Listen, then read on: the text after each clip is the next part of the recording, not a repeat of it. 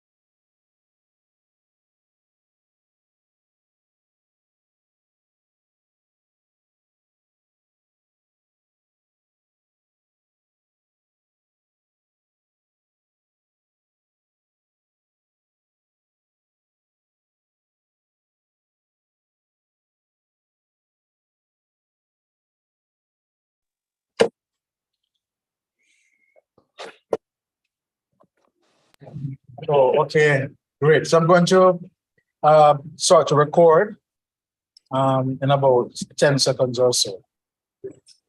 All right. Sounds good.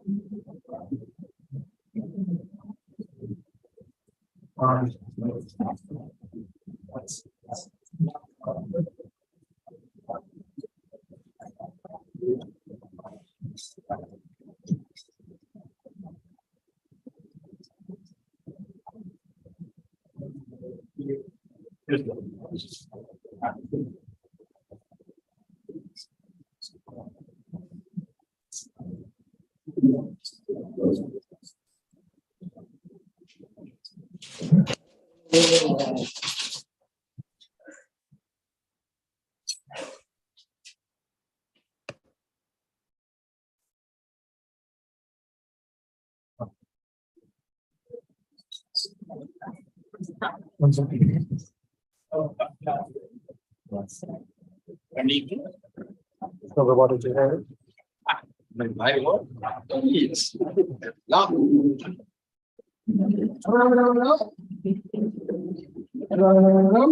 Hi. This is easier to hear. Me or microphone? Microphone. People have that ears from me. That ears. Many years ago, I was introduced by two very important people in my life. One is Professor James Mirvis, who is the author of Tools of Change. Another woman named Rachel Frankel, who did the work in Suriname and has done all the work in Jamaica for now 70. Until they introduced me to a young man that was at university and decided that he wanted to do more about the history of the and the Good night. And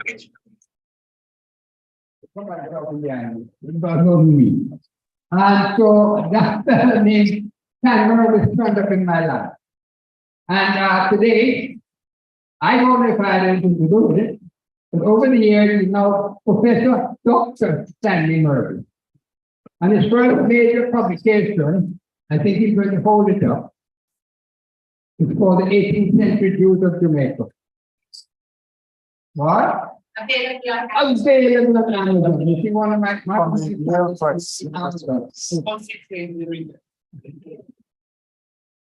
So Stan is here with us again, and by invitation as well, and also because he knows where to sleep at night, because he slept in my house before, many times. So I have no problem in introducing you for the third, fourth, fifth, I don't know how many times, to Dr. Professor Stanley Mirvis, and he's going to talk to us on what he thinks is important for us to know. So over here, listen good, and Stan will speak to us.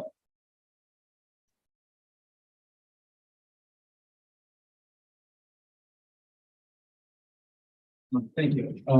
Harry, thank you very much for that introduction. Thank you for having me here. I really appreciate it. I'm honored to be here, and to Michael for warm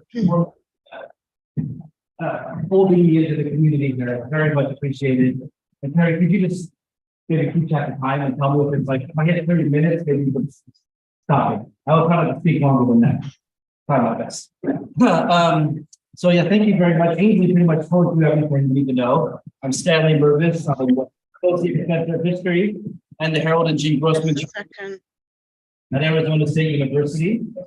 And my research, it's not exactly the first major publication, but it's a publication that's really about 18th century Jamaica. This and about 20 other articles that I've done. Where am I standing? Oh, so you can't see this. Okay. So they can also see it. I understand. Oh, I'm blocking the okay, let's see. Okay, what do you want then? This sideways. So I can see it. Oh, I see over here. Okay. So I thank you very much for that. Okay. I lost my pen. So what I thought I would do today is to share with you some stories that I've collected of some Jews, both Portuguese and Ashkenazi, who were in the island in the 18th century, some of their passive migration, where they're coming from, what it was like for them in Jamaica in the 18th century. I'm going to spare you all the academic nonsense. Okay, I'm sparing you all the academic material. Well, it's loud for me. Can I just maybe move away from the I will speaker? turn it down. I can turn it down. Okay. I'm overwhelmed with my own voice. That's what it's like in my head all the time. So we'll go to the next slide, maybe. I'm just going to share with you some stories. People that were here. So you can't really see this because the Zoom is sort of over the PowerPoint. You're missing the most crucial piece of information on this slide, which is the name of the person I'm talking about, which is the very top. Is it possible to? There you go. David Baruch Alvarez. And I learned about him because I was, investigating the Hunts Bay Cemetery years ago, 2008. And in his tombstone is there at the Hunts Bay Cemetery. And part of the thought that I had was, wouldn't it be amazing if we could put together a biography of one of these people who lived so long ago in Jamaica? So it took many years of pulling material together and lots of archives and hunting and many languages and all of that to kind of put together a little bit of a profile of a life of a person that is buried in Hunts Bay Cemetery. And not only that, but somebody who died in the earthquake in 1692, along with supposedly 21 other Jews. And how do we know how many Jews were killed or died in that tsunami in 1692? We know it because the London community sent a communication to the Jews of the Ottoman lands, and they told them about the horrific events in Jamaica, and they told them that 22 Jews were killed. And that's about hundreds on top of hundreds of other people that were killed in 1692. So we don't have to take that as as an actual fact, but it's what we have. So what was I able to discover about this man, David Baruch Alvarez? Well, he was born a converso, and by converso, I mean someone with Jewish ancestry, ethnically Jewish, but who was living as a Catholic, either sincerely or insincerely. And so, just to define my terms, you might have heard the term Marrano before. And Marrano is a derogatory term that the Spanish used to describe conversos, people who were Catholics, who were crypto Jews, who were practicing Judaism in secret. But I prefer to use the term converso because not all conversos were crypto Jews. In fact, the majority of them were sincere Catholics. So that's a point of historical argument and debate. That's kind of where we are now. So I prefer to use the term converso. The way I tell my students at ASU is not all Marranos are conversos. Not all conversos are Marranos. There's lots of conversos that are sincerely Catholic. What we know about him is that when he was 10 years old or something like that, very young, very early in his life, he re-Judaized in the sense that he reclaimed or actualized an open Jewish identity.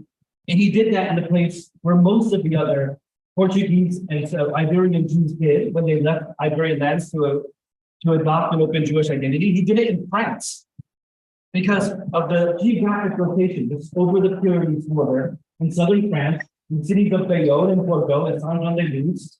This is the incubator of new Judaism.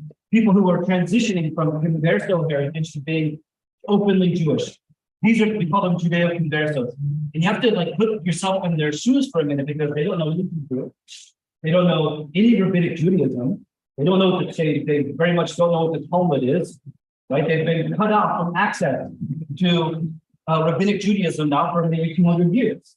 So it's a very difficult process. They're not circumcised. Many of them become circumcised as adults, or they don't want to be circumcised because in some of the open Jewish communities, certain coercive control to get them to become circumcised.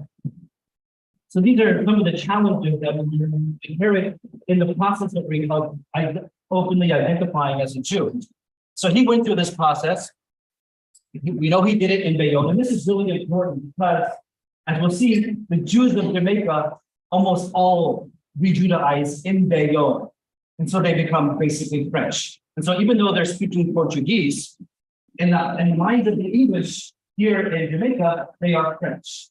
And it's true, they very much are French. I'll develop that later on. And this is one of the things that I one of the innovations that I had in my book is how the French character of Portuguese Jews in Jamaica.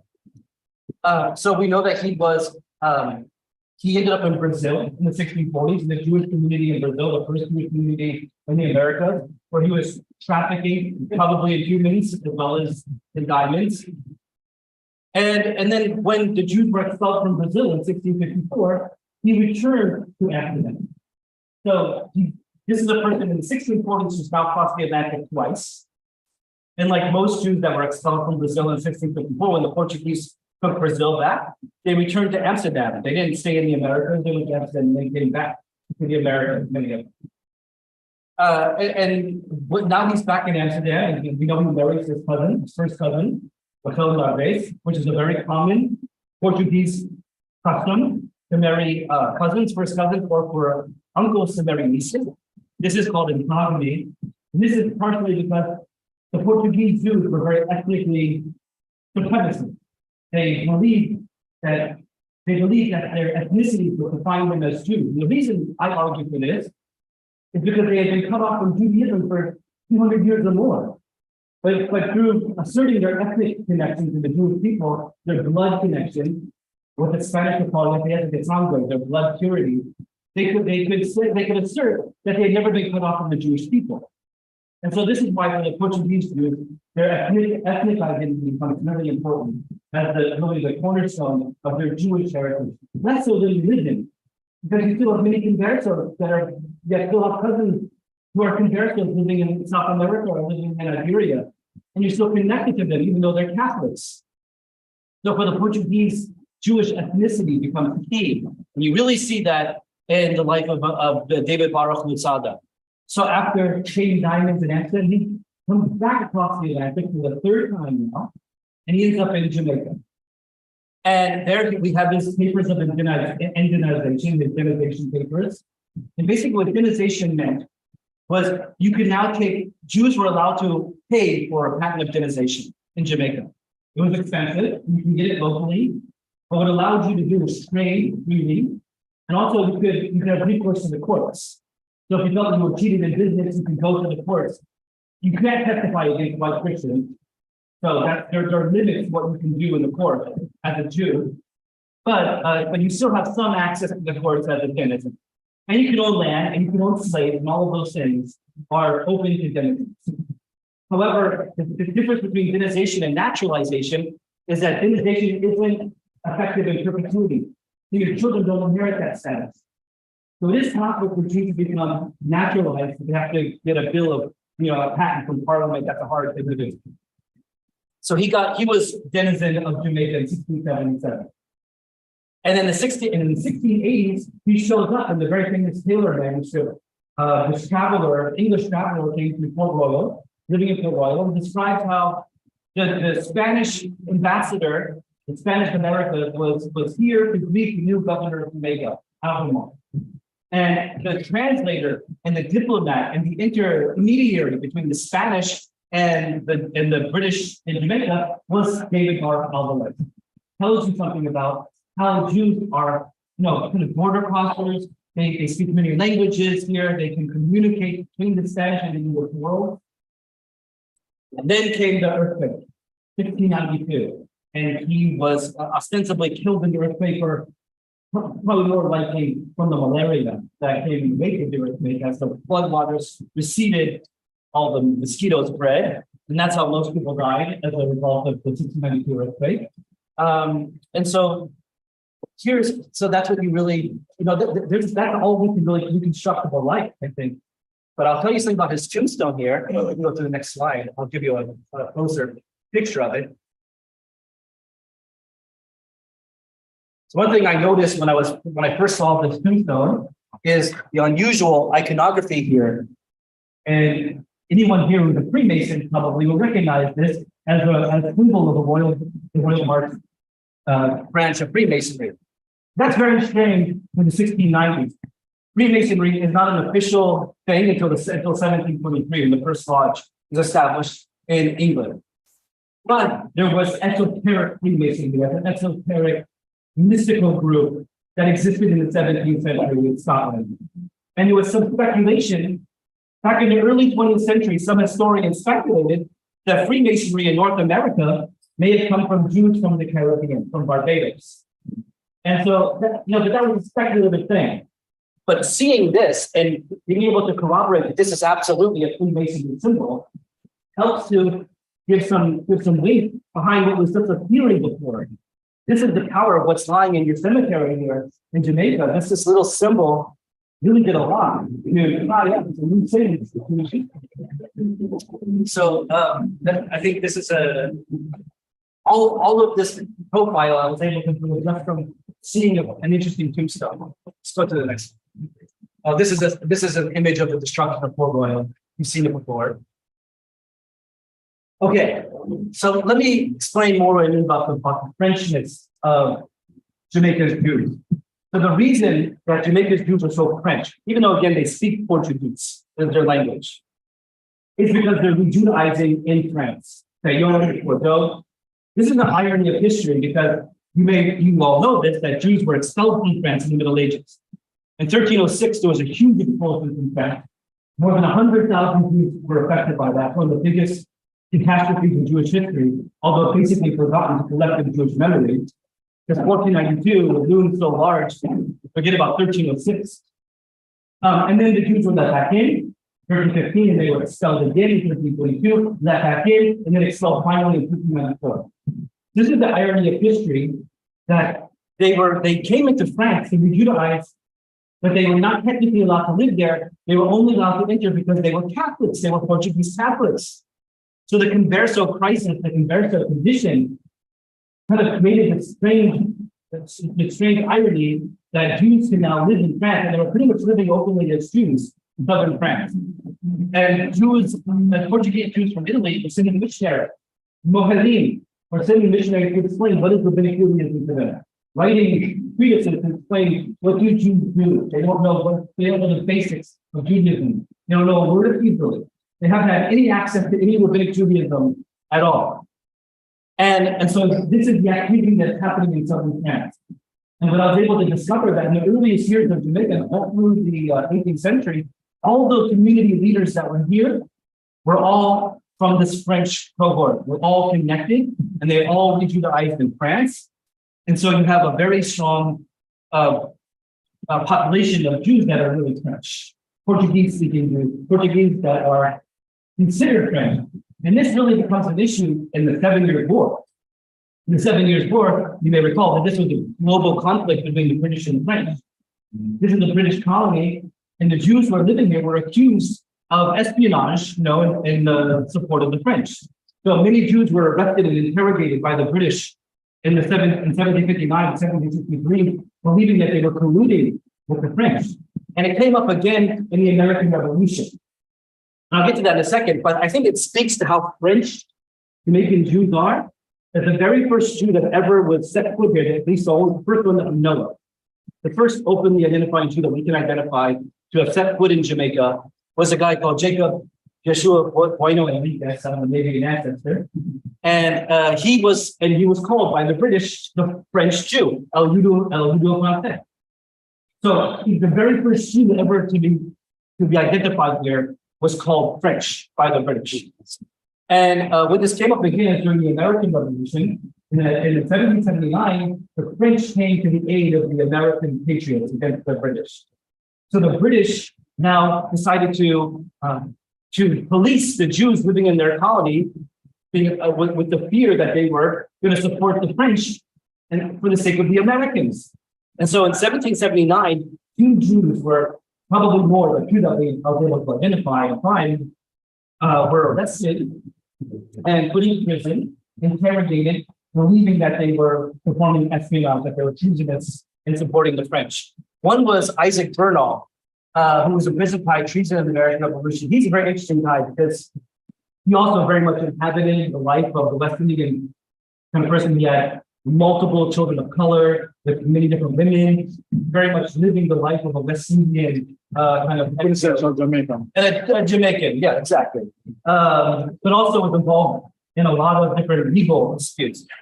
The cooler story, this is why I gave you this picture of creeks here, is Moses Gomez of Bayonne, who was almost like the vast majority of Jews in Jamaica and in the Caribbean was poor. This is something that we don't realize because the records favor people with property. People with wealth read records. And so we don't realize how many, the vast majority of Jews living in the Caribbean in general, in the Americas, were without property or indigent, really. And they had been sent to the Caribbean by the communities of Amsterdam and London. They were called despotados. This was a policy in Amsterdam and London. When a Jew would show up from the Portuguese Inquisition in London, they didn't have even a single penny because the Inquisition had confiscated their property. And the Amsterdam community didn't want them to become dependent on them, so they sent them on to London. And then London said, we can't pay for this guy, send them to the Americas. They end up in Jamaica. Jamaica said, we can't handle this guy, send them to Suriname. They say, send them to Barbados. These are the population of despotados, or despotado in Portuguese. They're very hard to trace. This is the majority of Jews living in the Caribbean. They're here not because they're escaping the Inquisition or persecution. They're here because they're impoverished and they're being sent here by other Jews, and they're looking for opportunities here that aren't there. And this is very much the case of someone like Moses Gomez, who, when we think of the Jews as being, the grandees of the island. This is a guy with a small little banana raft on the east coast of the island. Selling his bananas down the coast of the island, not a wealthy man. And what happened was that the French found his little banana boat, a French vessel, and they captured his vessel, they took him on board and they interrogated him. And then the British Navy came, they destroyed that French vessel, and they found Moses Gomez in that vessel. And they thought that he was there to looting him. So they imprisoned him, they interrogated him, but it was reported in, the reason I know this story, because it was reported in the World Gazette, reported in 18th century newspaper. He apparently escaped from prison, and he escaped into all these different creek lands and was able, because he was a banana trader, he knew all the good places to hide, and they never were able to find him again. So this is a little bit of a story that you might not, that maybe lost their history. Another good example is Isaac Yeshua Portis, who was a Jew that was living in Saint Domingue, living in what becomes Haiti. And in 1799, this is after the revolution, right, or the height of the revolution, he comes to Jamaica, and this seems to be true, by the way. He comes to Jamaica and he goes to the Portland Maroons. And there's another war against Maroons going on in Jamaica, 1795. This is second Maroon War.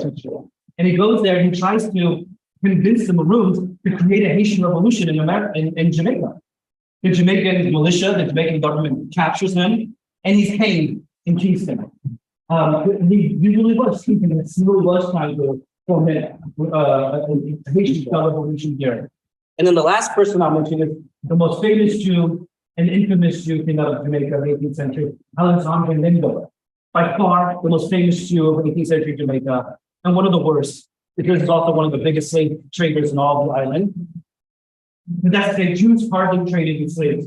Almost every Jew lived their own slaves. But Jews were very much not involved in the slave trade, and that's an important point. Except for Alexander Lindo. Here's the thing, he's born in Bordeaux. Alexander Lindo spoke French. And in the press, they call him the French Jew always. They're always kind of mocking his Frenchness. And then when he went to England later on, he was treasonous, and he supported the cause of Napoleon against the British. So this is the grandfather, by the way, of the artist, Isaac Mendes Belisario, who was very condescending when he described Afro-Creole culture in his sketches of character, except when he depicted this image right here. Except for this image right here, the French settlers, and which is the only one usually called Afro-Creole culture and savage or backwards. But this one, the French settlers, we call high culture, and their beautiful dresses and their flowing dances. And you can see the kind of confluence of Frenchness here. Not to mention his collaborator in this project was Adolphe Couperly, who was very much French. And also the Jews that are living in the southwest district of the city, pretty much around here, where we are now, between Princess Street, Harbor Street, and Princess Street. That's kind of the Jewish enclave. That's also where the French who are escaping from Haiti live in Kingston. And it's also where the free people of color live. The Jews are very much connected with the free people of color in Jamaica, who also own slaves. Okay, so this is the Frenchness of it. Now, to make my Frenchness even more profound, I will show you an image. This is one of the only artifacts from Jamaica from the 18th century. It's at the Jewish Museum in New York. And it's from Jamaica. It's from the Bravo family. We know it was made in Jamaica. Our family? Bravo. It says it right here. Here, Bravo. Here's Bravo with Hebrew letters. Yeah. Huh? Think that. Okay. Sebastian is ancestor. And it says Bishanat Sha'ar Hashamayim. So it says the year is the name of the community. And then what you see in the community is these little notches here above the letters. If you calculate what those are, that gives you the year that it was made. Clever, right? Because all Hebrew letters have a numeric value. So you can see this was made in 1757 with the name of the Jamaican community, Shara Shamayim. So this is pretty much the only 18th century artifact we have from Jamaica. And what do you see? And this is a Chanukia. Not a menorah, right? A menorah is an artifact that's in the temple. This is a Chanukia, a Hanukkah lamp. It's used on the festival of Hanukkah. But does it surprise you that in British colony in the 18th century, the motifs are completely French? The fleur de lis, right? The lily flower motif is on this Chanukia. As if you needed any better embodiment to show us how much Frenchness permeated the Jewish community here. Okay, and this is where I'll end. And I think I shared some stories about the Ashkenazim who were here. Because we tend to very much focus on the Portuguese community. The Portuguese were very dominant here. They were the regents of the community. And you don't really have unlike in Suriname and in St. Statius, where there were very early Ashkenazi communities in the 1730s. We don't have an independent Ashkenazi community in Jamaica until the 1780s and 1790s. And you have some individuals that were here. And so it's, and what by Ashkenazi, what I mean really is it's Yiddish speakers. Yiddish is German, written in Hebrew characters, with some Hebrew in it. So not Portuguese speakers, but Jews that were speaking a different sub-ethnicity of Jews that were from the Rhineland, that were from northern Germany and northern France, and that spoke Yiddish. But there were some pretty important Ashkenazim that showed up here. So I'll share you one story. Here's Michael Leone. Also, his original name is Mary Ryan. Ryan's is an Ashkenazi name. So who died in 1797. So he was the cantor, a very famous cantor at the Great Synagogue of London. That's the Ashkenazi community in London. And he was said to have a very strong Yiddish accent, of course, and he would sing in the Great Synagogue. But he also had ambitions to be an opera singer too. So he sang in the opera. In fact, Richard Sheridan wrote an opera just for him to be in the lead, an English language opera for him to play Don Carlos in the lead. And here you see an image of Michael Leone as Don Carlos in the English language opera Duenda, which was then performed in Spanish town, which was having a booming theater culture. And in the 1790s. So he made it come to Jamaica to perform as Don Carlos in Spanish town. That's possible. We think, though, he maybe got kicked out of the community, the Ashkenazi community in London, because he was singing Christian music too. He was found out to have some Anglican Messiah, and he was censored by the community. Heresy, singing Christian Christological music. So whatever the reason is, he shows up here, and he becomes the cantor, the Khazan, in the Portuguese community. So we see some intermingling, some entanglements here between Ashkenazi and Portuguese Jews, even though Portuguese Jews refuse to allow their members to marry Ashkenazi. That's enough to get you kicked out of the community. For a Portuguese, remember I said before, their identities were ethnic identities. So to marry an Ashkenazi was the biggest sin that you could commit, the worst sin to need Christian music. But you see, they're quite well integrated. So Michael Leone, a pretty famous guy living in Jamaica, died in Jamaica, buried in Jamaica. We have his tombstone here. Another thing that I discovered, and it follows along, who was the richest Jew in Jamaica in the 18th century? He was Alexander Lindo. The richest Jew by far in 18th century Jamaica is an Ashkenazi Chaim Cohen. No one knows about him because he escaped Kingston because he didn't want to live under the authority of the Portuguese regents. So he moved to, he was one of the trading slaves. And so they moved to Black River, that kind of rival trading slavery port of Kingston, on the west coast of the island. And there he established this huge plantation. And what I discovered in the book is that a lot of other Ashkenazi came to live on this plantation. They built stores, they built a little community here. You end up having this little tiny Ashkenazi enclave in Black River that seemed to be opposed to the Portuguese Brazilian pizza. So a pretty incredible little insight into that. And then the last one I'll share with you is who I found, Lazarus Aaron, another Jew living right here in Kingston, right across the Portuguese synagogue in Princess Street. He had a store where he supplied the Jamaican militia. He supplied all of their what are they called? Epaulets, epaulets, and all their uniforms for the Jamaican militia was provided by this Ashkenazi Lazarus Aaron. And that's kind of an interesting thing, because that's exactly what the Ashkenazim were doing in Central Europe. This was a result of the 30 Years' War. Both Protestant and Catholic powers started using Jews as networks of trade to supply standing armies. These are called Hafjuden, court Jews. What you see is Lazarus Aaron continuing this tradition of court Jew supplying the standing armies right here in Jamaica.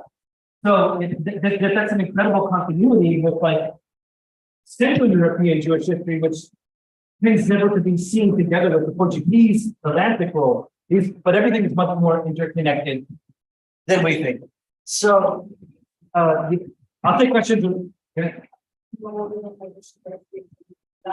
Yeah, I do actually, but I have to go back and look. I don't know it off the top of my head, but I can go back and find out. Yeah, you did name it. And it was not just a small, I mean, it had had a whole community kind of built on this little estate. And all of that was pure just from his will. His will is like 50 pages long, right? The longest will from 18th century Jamaica. So I shared with you some stories and individuals that I came across when I was writing the book. I have hundreds of more people I can tell you about and more history to tell you about, but I will end my remarks here, because that's why I go too long. But I'm happy to maybe answer some questions or Chandra? Yeah. Michael, you said it's two stories here. Yeah, I don't remember if it's in Kingston or Spanish Town, but the reason I know that is because it was recorded in the Barnett and White book. I'm pointing back here because that's where the library is. And so, yeah, they have been storms that burned the power lines. Yeah. So the buildings, this should be fair so that they can be secure. Another great example of that is the Hacham. Jamaica was very lucky because Jamaica had a rabbi that served here for 40 years, from 1755 to 1797. An Amsterdam trained Italian rabbi who's actually who's a Sephardi, not a Portuguese. He was from the Ottoman world. And he had come to Amsterdam and was trained at Italian Cuba and then sent on to Jamaica. And he was first sent on to Curacao, and Curacao was the next when he came here. And he served there for 40 years. 40 years. So that gives Jamaica an incredible amount of continuity, religious continuity. We have some of the communications with the community in New York, but for whatever reason, New York was shipping kosher salted meat that was sealed and barreled here. And that's a strange thing because Jamaica had two different kosher butchers in Spanish Town and in Kingston. Edward Long tells you that they were kosher butchers in both places. Why were they importing meat from New York? New York was a tiny community, nothing community, talking about 10, 20 Jews, no one. I suspect that they were producing more kosher meat than they could consume. And then we're sending it to close here. But we have some of those letters where yeah, they were sending meat here. New York was sending meat to Jamaica. But his tombstone, he's buried in Spanish Town for sure, just as a Hydrate Cordova, but he seems to be lost. Adrian and I are looking for it. But that's another one. The rabbi, 44 years, that tombstone is mine. Yeah. Under the supermarket there in Spanish Town, perhaps. Yeah. You go to the line. Oh, God.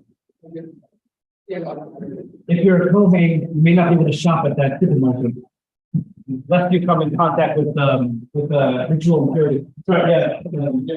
Well, the year on the time frame, sometimes.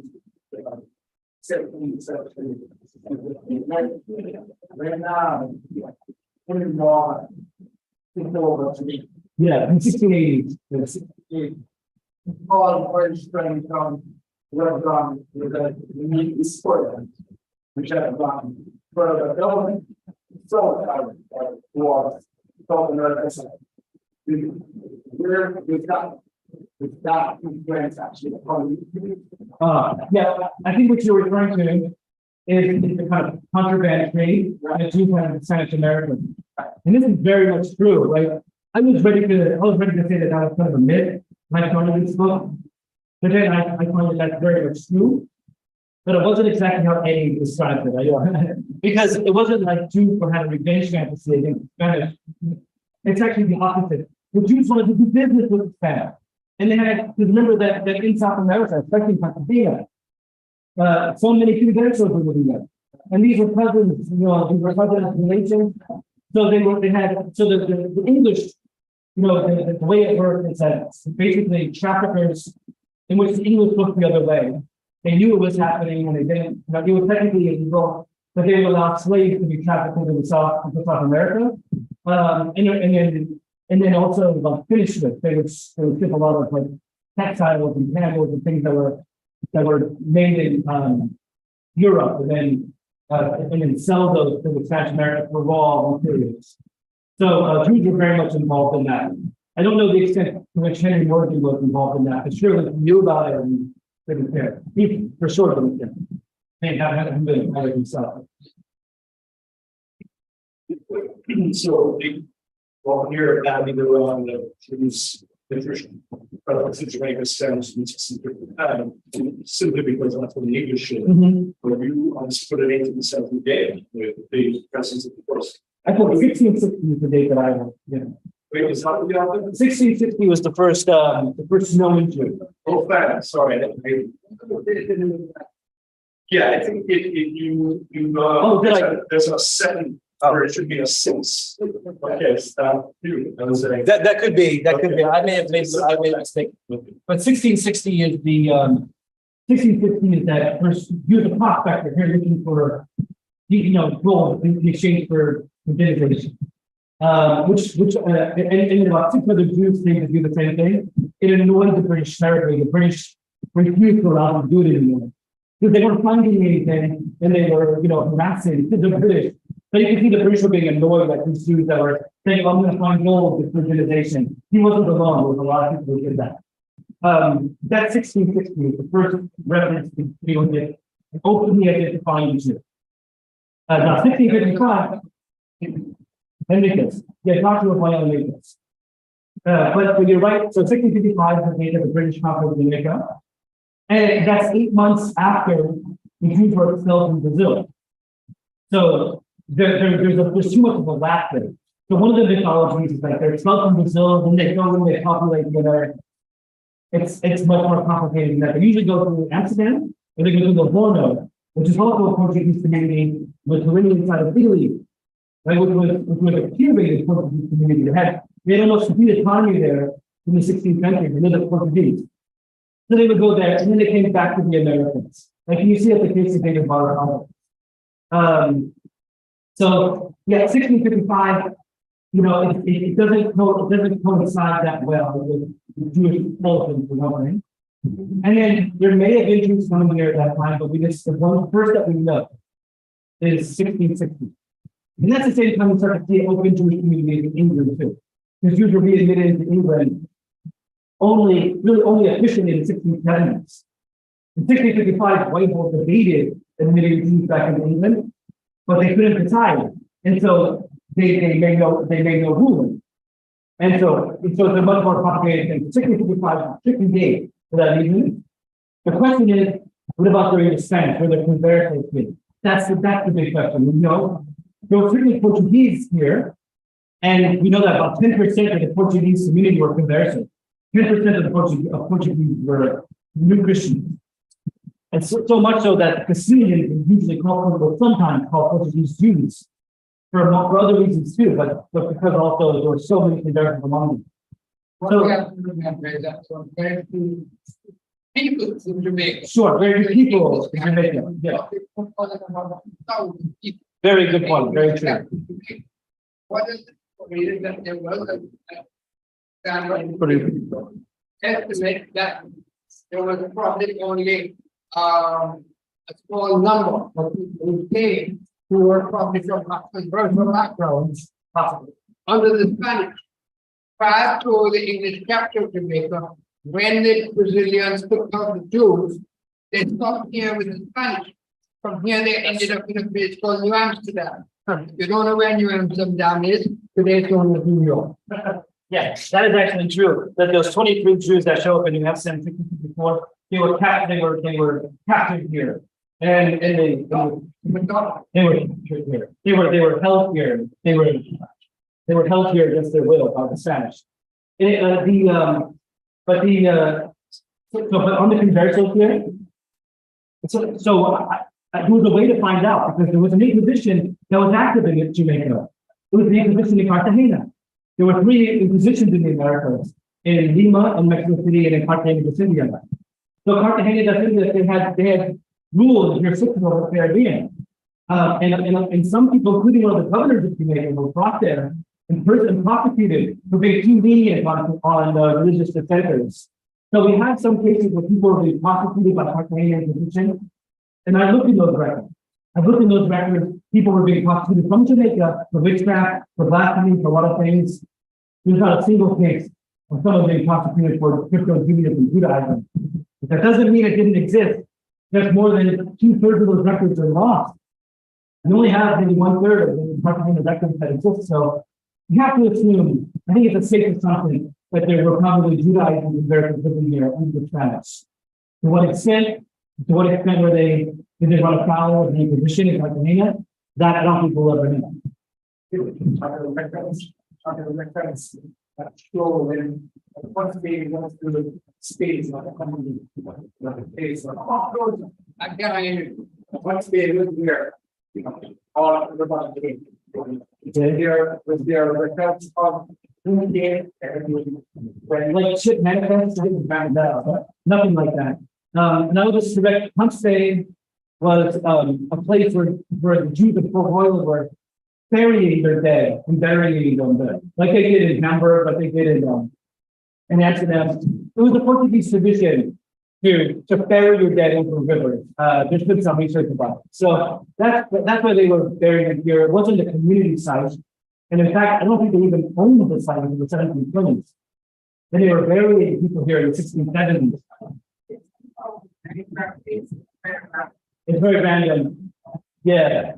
What seems to be the case is that 1670s is the earliest legible tombstone. And so they were burying people there before they had an official deed to do that. They may have been burying people here because no one was looking at it, the legally planned. You know, so they could get away with it until they started expanding, and then they had to get a deed for that. That's my assumption. I can't know for sure. I think Tom is the tree about it. Got the fun thing. Then it really was to carry along. Very simple reason.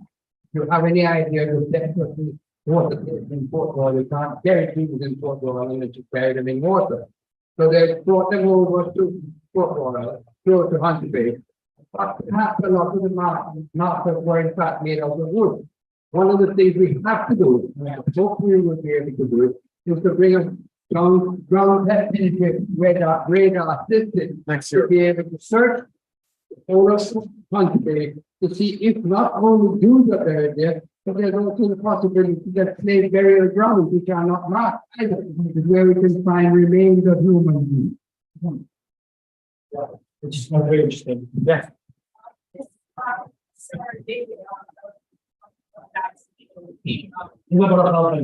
Yeah. Pirate? No, I would not consider him a pirate. And in fact, I don't. And so I get asked about pirates a lot. So I might as well give you my pirate answer. And in the book, actually, I have a little section where there's Jewish pirates there. Obviously, addressing Eddie. Let me preface this by saying I love Eddie. I knew him, pretty well. I thought he was a great guy. He never claimed to be a historian. He claimed to be a storyteller. Right? He said he would say he was a storyteller. So like when I've been asked to review that book, I didn't because I didn't think it was fair for someone with a historian to review that. So that said, here's the thing: we know of one Jew that was actually on a pirate crew from that day. His name was, and he was not Ashkenazi. His name was Frank. It was Jacob Frank. No, that's his cousin. His name was Moses Frank, from David Frank. Franks. Forget his first name now. He was in the pirate crew of Captain Kidd. We know about this because he ended up in India and he submitted a deposition in the case against Captain Kidd in London.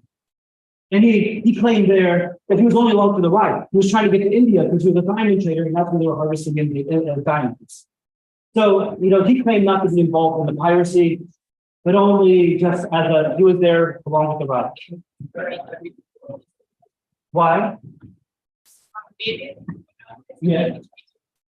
No. That's Joshua Bueno Enriquez. Before. Yeah, they were prospectors. Were they really looking for gold, or were they trying to play the British what the British wanted to hear? Nobody found any gold anywhere. And just looking for gold. and looking for gold doesn't make you a pirate either. And here's the thing. But Eddie's point is that Jews had a revenge fantasy against the Spanish. So they became pirates so they could harass the Spanish.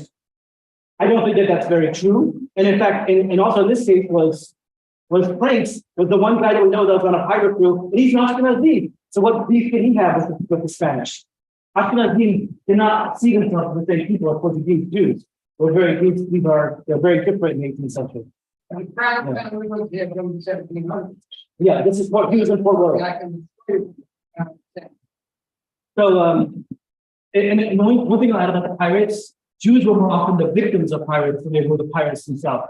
This is because Spanish pirates would capture people in Dutch and British ships, and they would also sometimes have improper inquisition. Most of the Jews are not pirates, not even a single one, but most of the Jews, more Jews are affected by pirates or are victimized by pirates. One thing that I was able to find, I wasn't able to find a single Jewish pirate, but you can find cases where Spanish pirates abducted Dutch and British ships, and then they held them in inquisition. And what started happening was an Amsterdam community in the village shop community in Curacao would write affidavits. And these affidavits would say that these people were born Jewish. They were born Jews. They weren't born converted and then Judaized.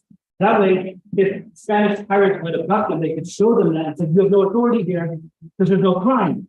The crime that the Inquisition is looking for is re-Judaization, right? Judaizing. But if you're born a Jew, then the Inquisition has no authority over you. The Inquisition doesn't prosecute any open Jews. That's not how it works. So that tells you that the real problem was being abducted by pirates. Because we actually have those affidavits, those exist in real life, in archives. Yet you don't know any Jew that was ever a pirate whoever, except for Franks, who was an Ashkenazi and said he didn't have anything to do with it. We're the same with the skull and crossbones. Yeah, it has nothing to do with piracy. So yeah, the skulls and crossbones all over those are common from the 14th century on. Like after the Black Death, you start having that iconography of like That's for people that do association. yeah, no connection between skulls and crossbones and pirates. Yeah, pirates so often that symbol. And so you think of it the same way of piracy, because Jamaica was a settler place.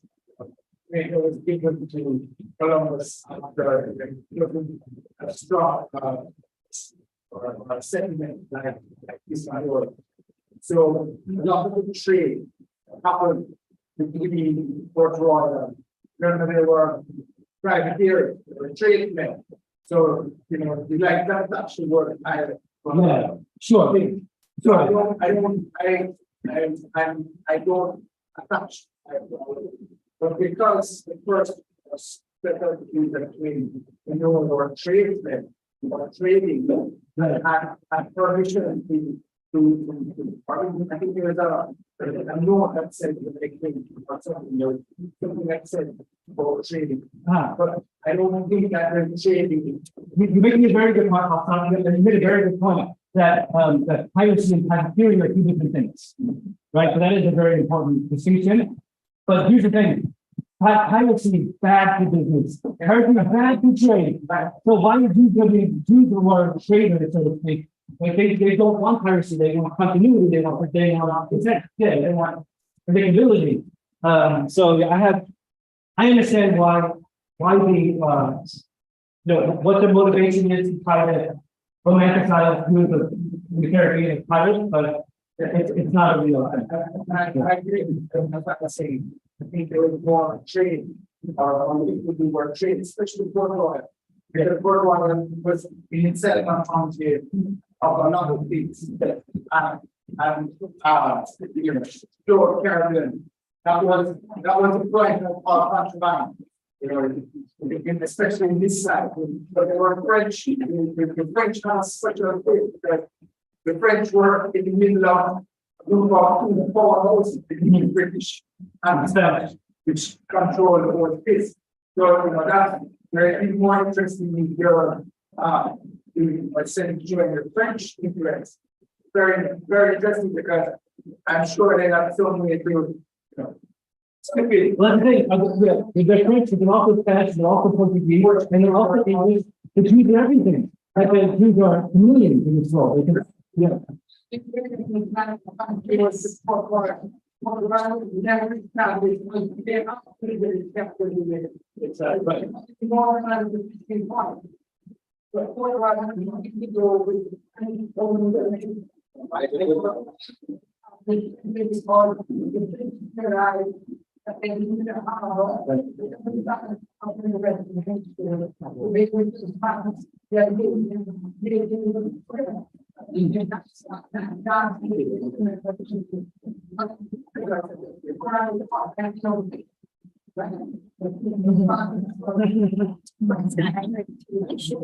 Yeah, we have more questions to ask them, but want to close it.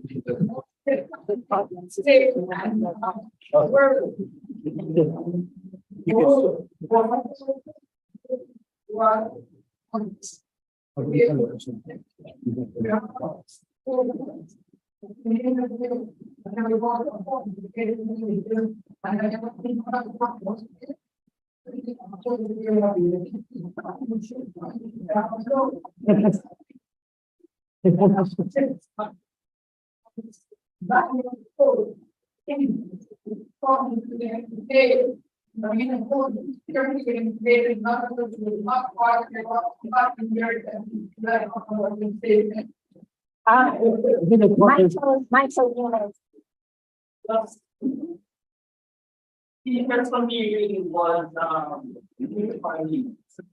people following connectivity. New Orleans. New Orleans. Good ability. Also, there is the.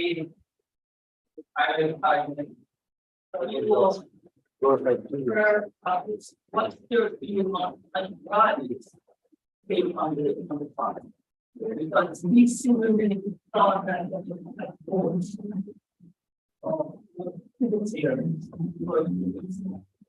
It seemed to have been said, wondering what he was doing.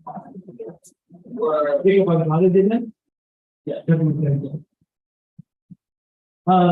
Yeah, Could you repeat the question? So. yeah, no, so the question, so the one question was about New Orleans, the connection to Jamaica. And the second question was that Jacob Andrade seemed to believe that there were people involved in Jews involved in privacy. I absolutely do that there's a difference between privateering and privacy and piracy. And remember that piracy is illegal in Jamaica in 1680, and it's very much under the radar. Believe me, I've lived with Andrade for a long time. I don't remember exactly that in doing that, but just because he associates certain names with piracy, Jacob Andrade didn't really workers beyond what we had. So I mean, there's a little bit of concoction that happens there. I'm not saying that that's not true. You might be very sure. I'm skeptical. And then New Orleans is actually very interesting because it does. My understanding is that it does have a Caribbean connection. The Jews that live there. My understanding is that like De Leon becomes a huge planter family in New Orleans. But I believe that they come to the early republic from Barbados, not from Jamaica. I could be wrong. My understanding is that the Jews, the Portuguese Jews that populate Louisiana are like Lake Charleston, are communities of Jews from Barbados. I could be wrong about that. I also remember before that.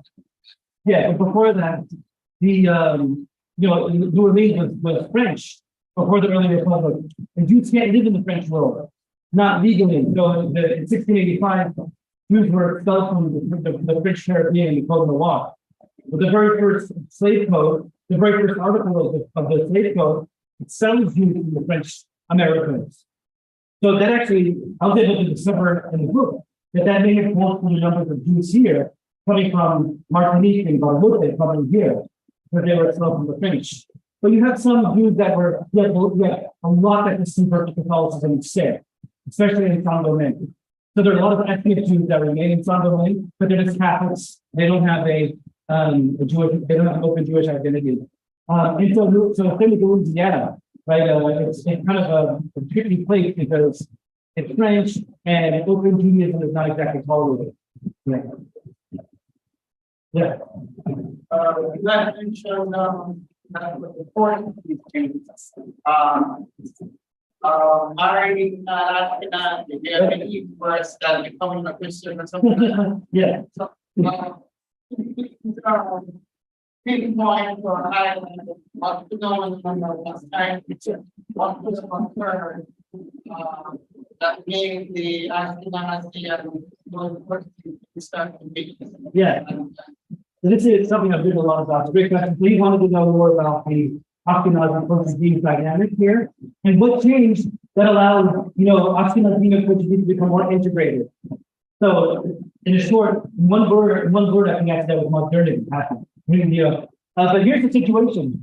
In the Atlantic world, the Portuguese are minorities everywhere except for the Caribbean. But so in London, which has a Portuguese community, there's an Ashkenazi majority by 1730. There's an Ashkenazi majority in North America by 1730. There's an Ashkenazi majority in Hamburg, which is a Portuguese settlement too.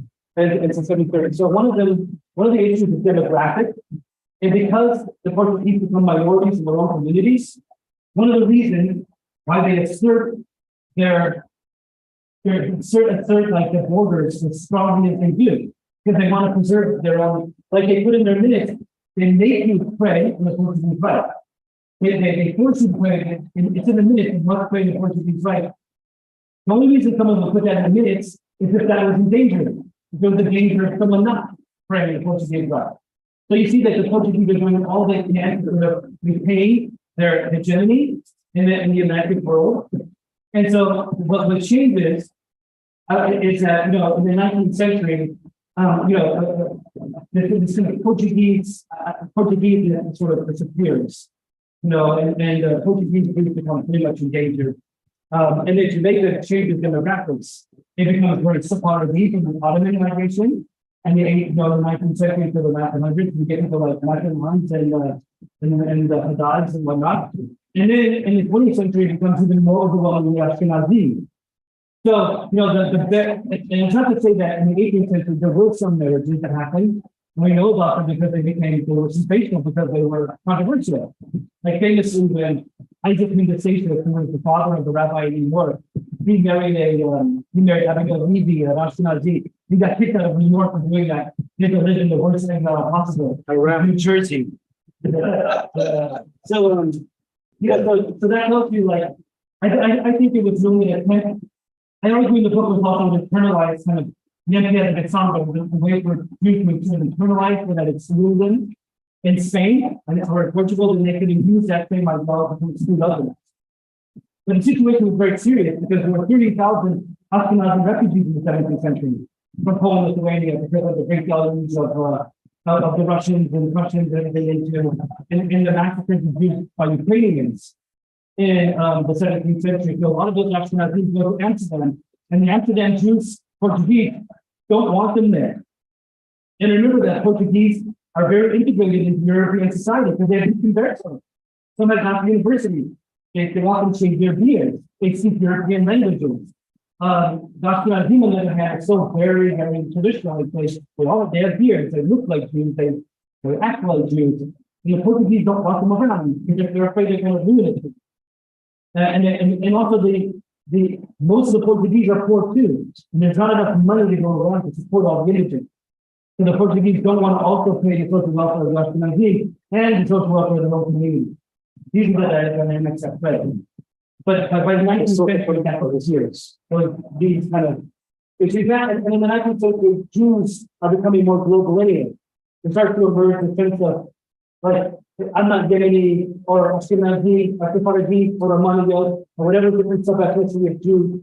That's a pre-modern thing. At the beginning of modernity, we start to see people kind of identifying more as Jews, and that's as their sub-ethnic group.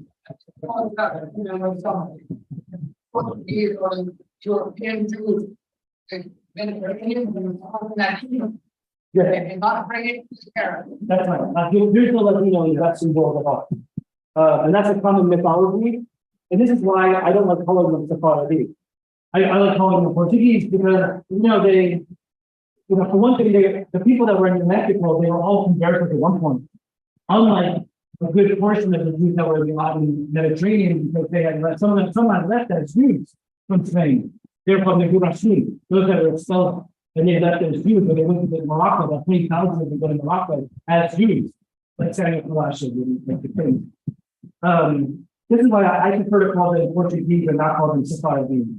They don't speak Ladino, they don't write in Ladino, they don't know Hebrew, They don't know Rabbinic Judaism, they barely know Rabbinic Judaism because of their conventional language. Their Judaism is a very Catholic Judaism.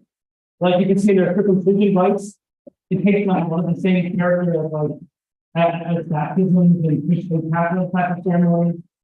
You can understand for 200 years living at conversos, Catholicism is confused in their religion, and the rabbis that were serving them, we didn't have a lot of sympathy for them. Like in Amsterdam, the chief rabbi, the high rabbi, said, Charlie de Martier, who left in Italy. Those people were important to the So, these are among the church. I don't know if I've answered the question, but maybe I can make it more confusing. Yeah. Well, if there's nothing else, I think we could. Yes, we don't. Because we could stay here all day listening to you like your story. Stand your method of imparting knowledge is inimitable and wondrous. Thank you so much for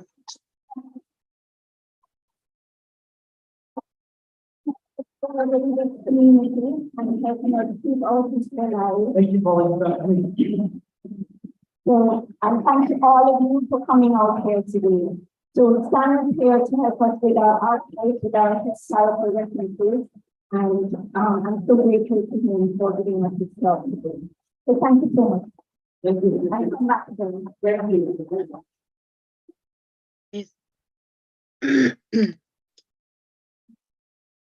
That's it. 2 thumbs up. That was excellent. Thank you so much. Very informative, very, very good.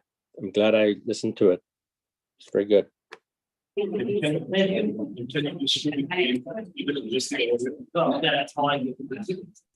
All right, thank you, everyone.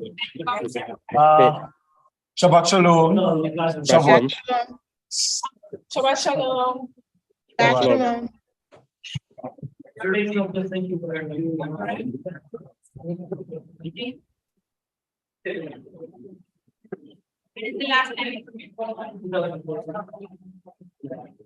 Very good. Thank you very much for coming. Take care. See you. Take care.